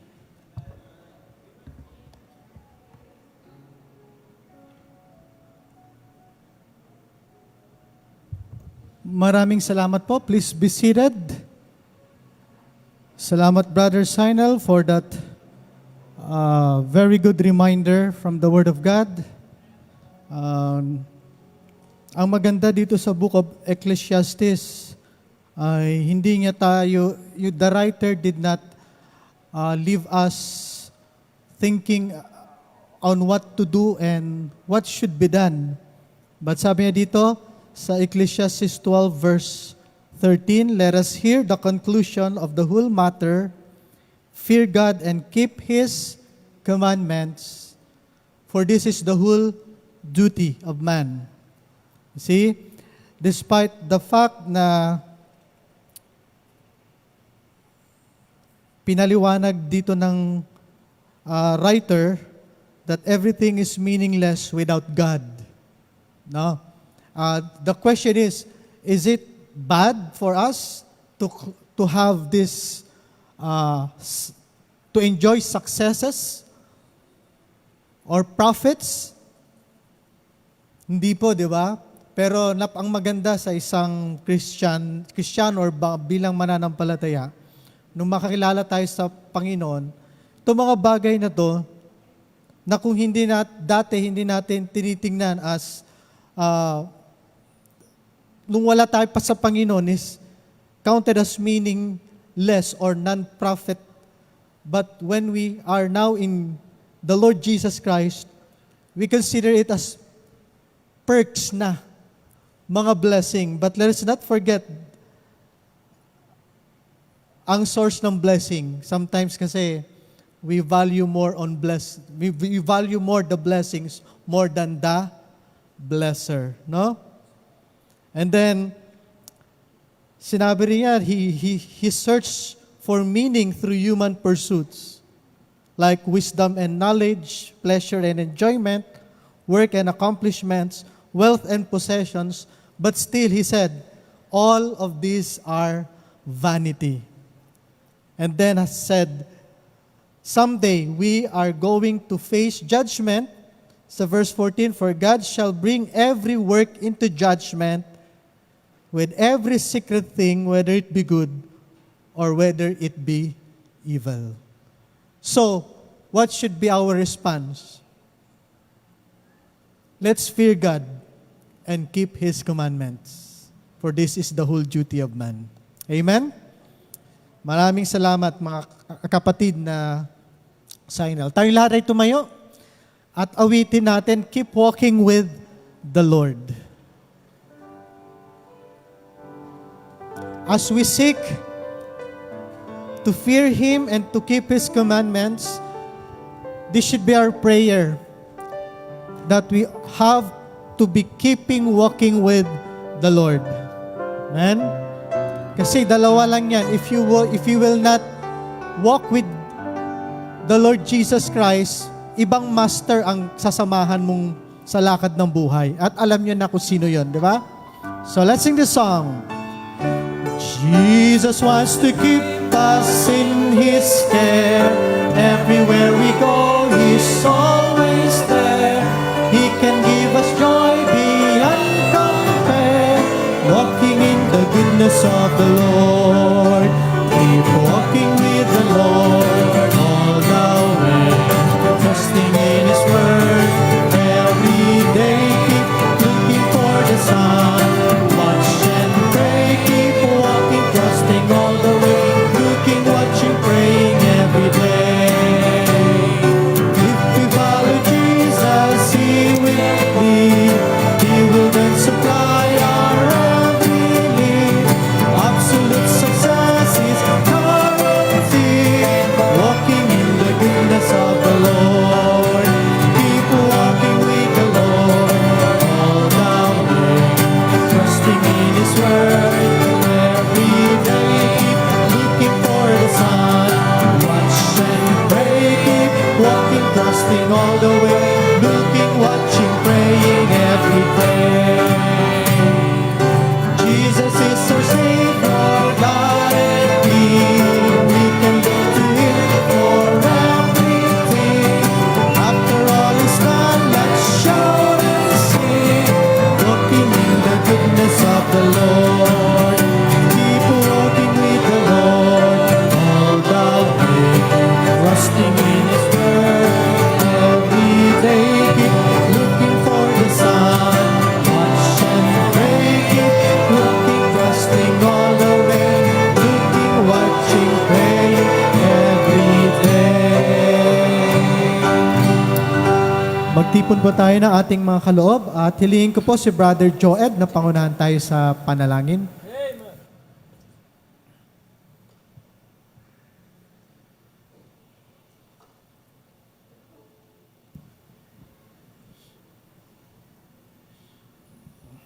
Tayo po'y manalangin.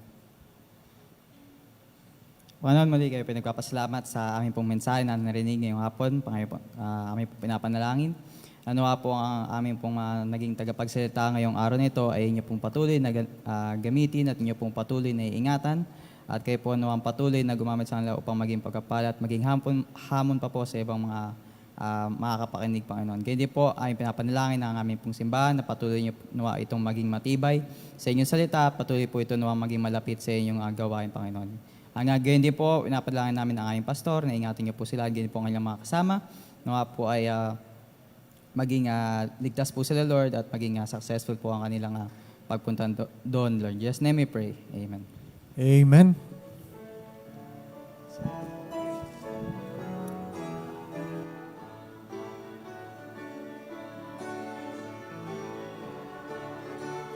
Let's sing the song, Standing on the Promises of God. Standing on the promises of God. Standing, standing, standing, standing on the promises of God, my Savior. Standing, standing, I'm standing on the promises of God. Standing on the promises that cannot fail. When the howling storms of doubt and fear assail, by the living word of God I shall prevail. Standing on the promises of God.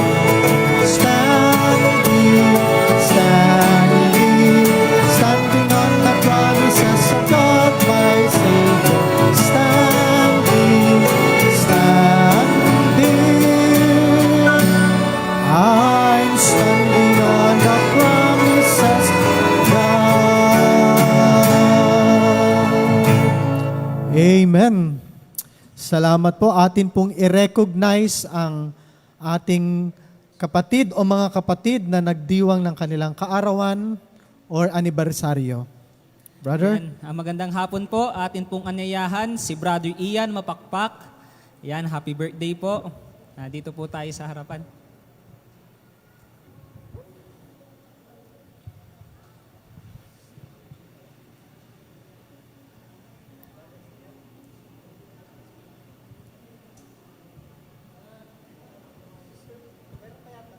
Brother Hinyal? Tama ba, birthday din ni Sister PJ? Na-recognize ba siya kaninang umaga? Tama po? Naalala ko? Ayan. Sige po, Sister PJ.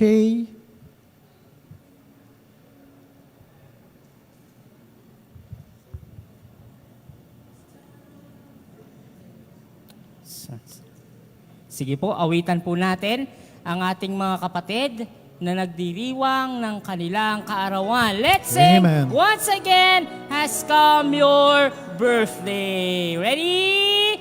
Once Again has come your birthday. Once again the time has come. What a lovely gift from Jesus. He has given you one more year. Happy time, your birthday. Happy time this year. What a lovely gift from Jesus. He has given you one more year.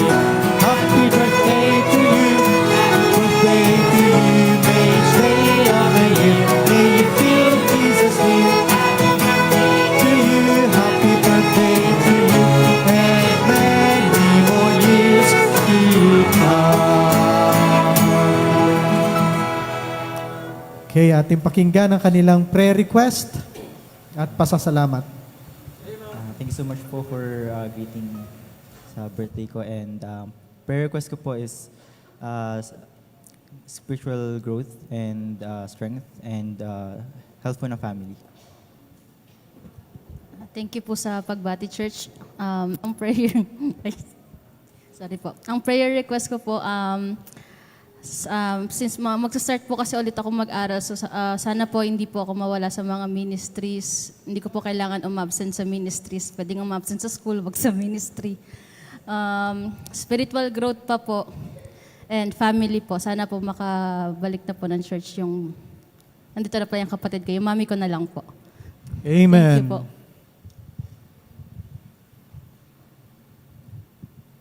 Yan, hilingin po natin si Brother Joesh upang siya po ang manalangin. Tayo po ay manalangin. Diyos Ama sa langit, maraming salamat po ulit sa pagkakataon upang makinig ng iyong salita. Salamat po Lord sa inyong binigay na speaker this afternoon, si Brother Sinel, Panginoon, upang mag-remind sa amin po, Panginoon, ang non-profit life, Panginoon. And I pray, Panginoon, na i-bless nyo kami sa reminder na ito. At the same time, Panginoon, I also pray for the birthday celebrant, si Brother Ian and si Sister PJ. I pray, Lord, sa prayer request po ni Brother Ian when it comes to spiritual strength, spiritual growth, Panginoon. We know, Panginoon, na as we grow older, as we become professionals, Panginoon, ay we are easily enticed na wag na po magsimba, na hindi na ikaw ang priority ng aming buhay, Panginoon. But I pray na magpatuloy po siyang lumago, magpatuloy po siyang magpagamit sa inyo, Panginoon. At the same time, yung kanyang pamilya pong, Panginoon, ay maging safe po, Panginoon, ay kahit nasa ibang bansa po yung kanyang mga kapatid, ay patuloy po naglilingkod, patuloy pong healthy at safe, Panginoon. I also pray, Lord, sa prayer request po ni Sister PJ, especially, Panginoon, yung pagpasok niya umuli sa pag-aaral, ay hindi niya po mapabayaan, Panginoon, ang mga ministries at responsibilities na inyong binigay sa kanya. I pray, Lord, na yung kanyang discipleship din, Panginoon, sa mga pagtuturo, Panginoon, ay magpatuloy po, Panginoon. Yes, possible na lessen yung workload, but I pray, Panginoon, na patuloy po at consistent po, Lord, sa lahat ng kanyang ministries. I also pray, Lord, sa kanyang family, Panginoon, na hindi lang po na siya at kanyang kapatid lang po ay nagsisimba, kundi ang prayer po nila na buong family po, Lord, ay makapagsimba, makapaglingkod sa inyo po, Lord. One unit po, Panginoon, sa pag-serve sa inyo, Panginoon. Ingatan niyo rin po kami, Panginoon, sa atong aming gagawin. Patawarin niyo kami, Lord, sa aming kasalanan. Sa Jesus, aming tagapagligtas. Amen. Amen. Once again, happy birthday mga kapatid. Brother Brother Ian, kuya mo pala yung Lemuel, and Sister PJ. Brother Ian and Sister PJ. Okay, so na-inform pa ako na hindi na po makaaabot yung ating visiting missionary, no? Pangalawang preaching sana, no? Gusto niyo po sana ng pangalawang preaching? Just kidding. Okay? Anyway, maraming salamat sa Panginoon sa biyaya at pagpapala ng kanyang salita. Personally, I'm so blessed with all the messages that I heard. Una, kaninang umaga sa pamamagitan ni Sir Steve bilang asin. No? Ang ganda ng kanyang pagpapaliwanag from trivia up to biblical application. At sumunod yung ating mahal na kapatid din na si Brother Sinel. Challenge niya tayo na maging profitable ang ating buhay para sa Panginoon. And nawa, yun po sana, no? Hindi madaling mamuhay, lumakad, pero kaya natin yan sa biyaya ng Panginoon. Amen? Kaya nating harapin, ika nga, ang mga barriers, no? Breaking barriers, spiritual barriers na ating buhay, kung tayo ay intentional tayo sa paglakad sa Panginoon. Amen? So maraming salamat. I don't think we have further announcements and reminders.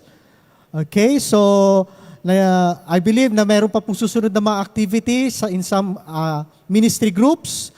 So tayo pong lahat ay tumayo at tayo magwakas sa panalangin. Lahat po tayo magsitayo.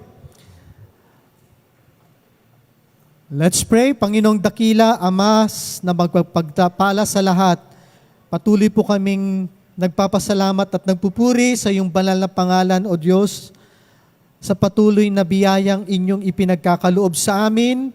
Salamat po sa yaman ng iyong salita, Panginoong Diyos, that every time kami ay nagtitipon-tipon, ay kayo po ay nagpo-provide.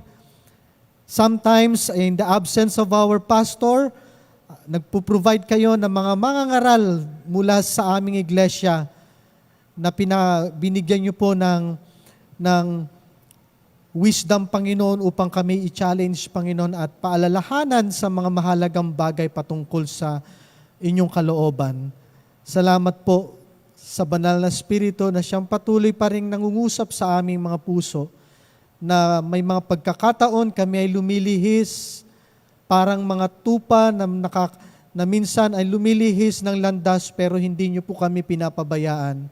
You continuously shepherding us, Panginoon, through Thy Word, dear God, at sa mga mangangaral at sa pamamagitan din naming mahal na pastor na siyang papakain sa amin ng spiritual na pagkain mula sa iyong salita.